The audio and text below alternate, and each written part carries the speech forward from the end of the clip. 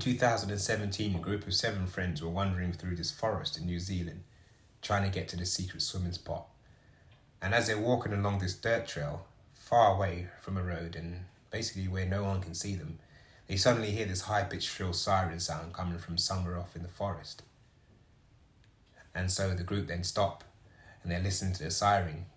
And eventually, after about 30 seconds, the siren stops. And at this point, these 7 friends begin exchanging very curious looks about what they had just heard.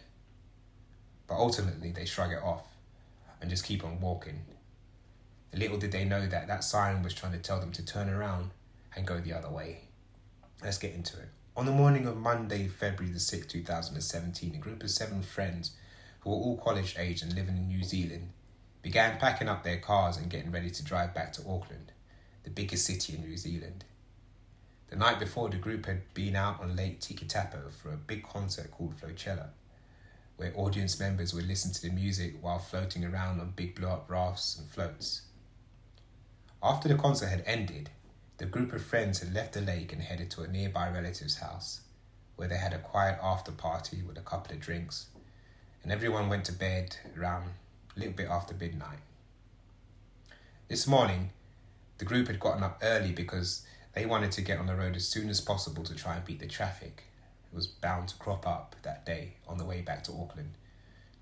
February the 6th is quite a big national holiday in New Zealand, and it's called Waitangi Day, and it's to commemorate the initial signing of the Treaty of Waitangi, which is considered to be the founding document of the country. But as the 7 friends had finished packing up their 3 cars and were getting ready to begin their 3-hour drive north to Auckland, one of the friends, a 21-year-old named Rachel de Jong, suggested they take a quick detour before they head back home. Rachel, along with another girl in this group of friends named Maddie, had several months earlier discovered this secret swimming spot that was only located about 15 minutes away from where they were now, and it happened to be on the way back to Auckland. This swimming spot was a beautiful green-blue pool of fairly deep water, and that was located in the middle of the forest. This pool was actually a part of the Waikato River. However, this particular stretch of the river where the pool was either very shallow or very dry, most of the time. So as a result of this, the pool actually looked like a standalone body of water. While there was no official trail that led through the forest to this pool of water, there was an unofficial trail, and it was basically a dirt trail that crept through the woods that had been formed over the years of locals tromping their way through to this pool of water. After hearing Rachel's suggestion, the group of friends all agreed that this sounded like a great idea, and so the group piled into their 3 cars, and then by around 11:40 a.m, Rachel and Maddie had directed the convoy all the way to the start of this unofficial dirt track, which was located right on the side of a winding main road. After putting their car safely off to the side of the road, the group then got out, and then Rachel and Maddie led them to the start of this trail, and they began walking through the forest. 15 minutes later, at around 11:55 a.m, the group was getting pretty close to the water because the trees up ahead were starting to thin out. But also at 11:55 a.m, the group suddenly stopped because from somewhere out in the forest, way off in front of them, came this loud siren sound, and it went on for nearly 20 or 30 seconds, and then it just came to a stop. And the group kind of looked around at each other, not knowing what to make of this siren, and so eventually they just kind of shrugged it off and kept on walking. Within a minute of that siren sound coming to an end, the group had made it to the end of this unofficial dirt track, which placed them at the edge of this beautiful overlook down to the pool they were going to. And so they began one by one climbing down the rocks in front of them, where there were some ropes that had been put up to help people climb down to the water. And so after they got down to the water, all of them stripped down to their bathing suits. They jumped into the pool, and they began swimming out towards the centre of the pool, where there were these 2 big rocks that were jutted up out of the water, almost like miniature islands.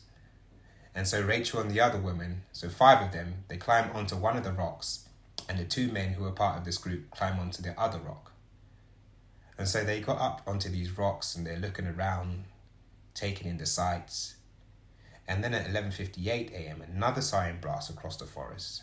It's the same sound as the one they had heard 3 minutes earlier. when they were on the dirt track. And so once again, all of 7 of them are kind of looking at each other, wondering what is the siren about. But after the 20 or 30 second long siren came to an end, they glanced around them and there was no sign of any danger. There was no sign of really anything happening at all. It was just this beautiful, peaceful seeming oasis. And so before long, they'd forgotten about the siren again. And Rachel had gotten out her camera and she was taking pictures. And then 2 minutes later, around 12 p.m, the siren sounded for a third time. Now, at this point, the group had heard the siren 2 other times. And even though the sound of the siren was just kind of jarring because it was so high-pitched and shrill and really cut into their ears, because they heard it 2 other times, nothing happened. They pretty much immediately just wrote it off. So the sirens sounded for the 3rd time, and the group was not really paying attention. But when the siren finally stops the 3rd time, something very different begins to happen, and the group immediately noticed it.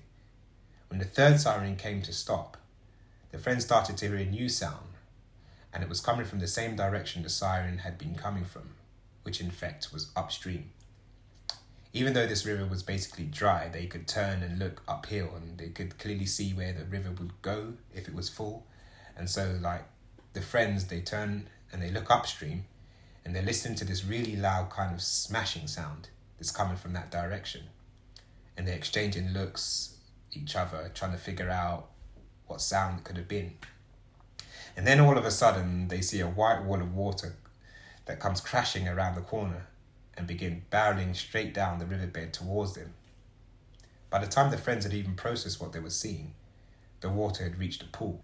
But within a few seconds, the rocks they were on were completely submerged and the water was still tumbling down the hill towards their pool, and then spilling out over the other side, down the other end of the riverbed.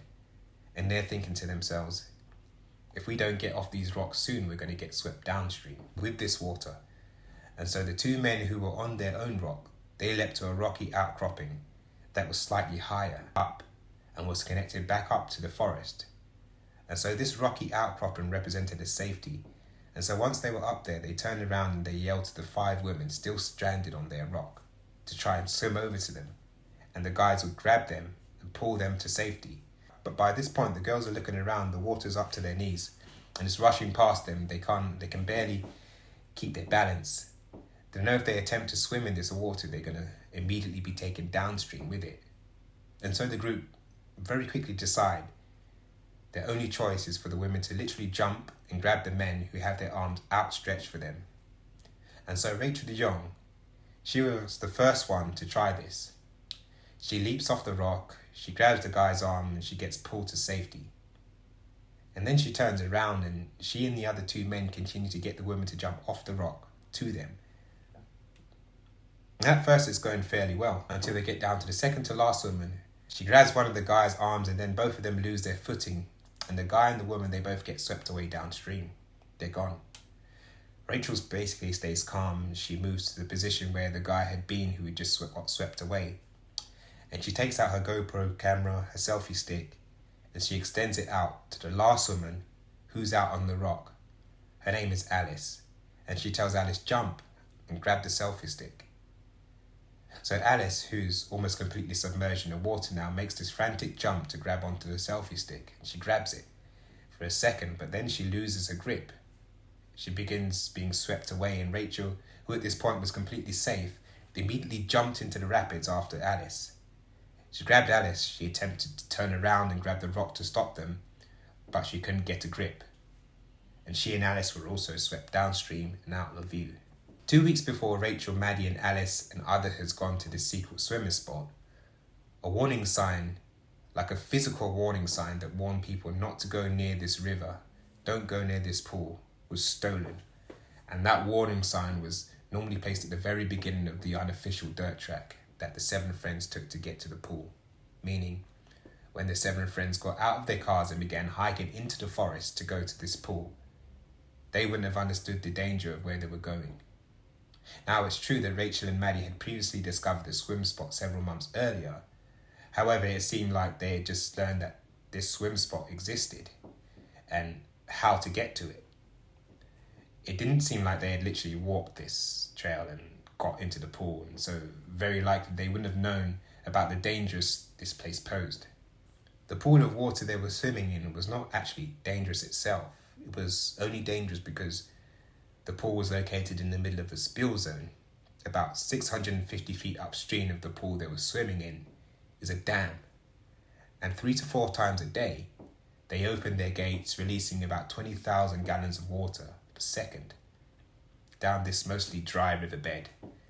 And basically the water comes careening across that pool all the way down to the bottom of the gates, and they stay open for about 15 minutes. And the only reason this is done is for the spectacle of it.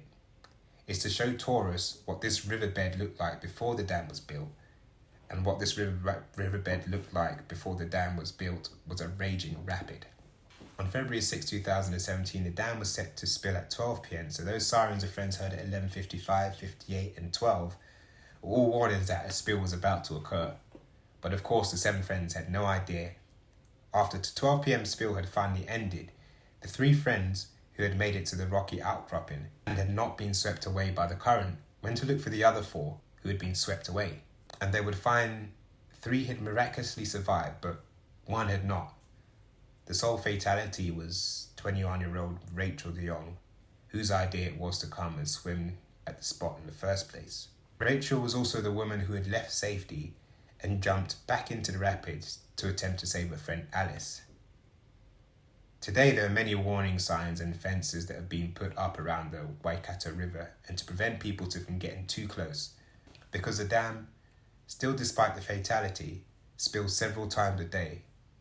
However, despite all these precautions and all the notoriety around Rachel's death, people still today sneak in and go swimming in that secret pool.